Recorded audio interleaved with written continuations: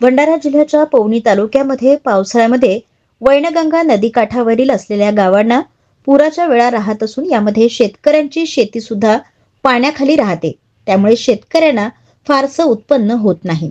म्हणून गोसेखुर्द धरणाच्या उजव्या कालव्यातील शेळी उपसिंचन सुरू करून पाणी सोडावे आणि तालुक्यातील शेतकऱ्यांना उन्हाळी धान्य पिकाकरिता पाणी उपलब्ध करून द्यावा, या मागणीला घेऊन आज शेतकऱ्यांनी गोसेखुर्द धरण विभाग येथे शांततेच्या मार्गाने आंदोलन पुकारून निवेदन सादर केले आहे। आमची मागणी अशी आहे का गोसेखुर्दचा जो उजवा कालवा आहे 0 ते 30 पर्यंत याचा जवळपास 10 वर्षापूर्वीपासून काम 100% कंप्लीट झाला आहे।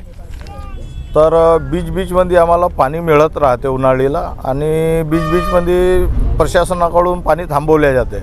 पण प्रशासनाला आमची मागणी आहे की तुमचे जे चिल्लर कामं आहेत ते आमचे 3 महिन्या कालावधीत पूर्ण करून आम्हाला पाणी मिळू शकते।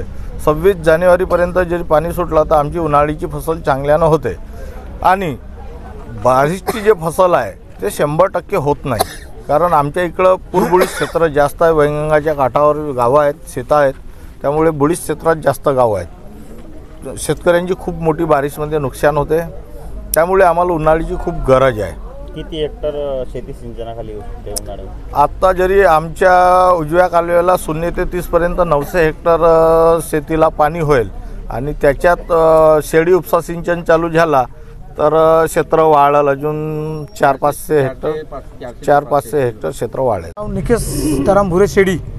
आमची मागणी आहे आपल्या क्षेत्रातील लोकांना उन्हाळी फसल मिळावी यासाठी आपल्या क्षेत्रात हजार हेक्टर जमीन पाण्याखाली आहे, उन्हाळीच्या म्हणजे कॅनलच्या पाण्याखाली, तरी आम्हाला मिळावा।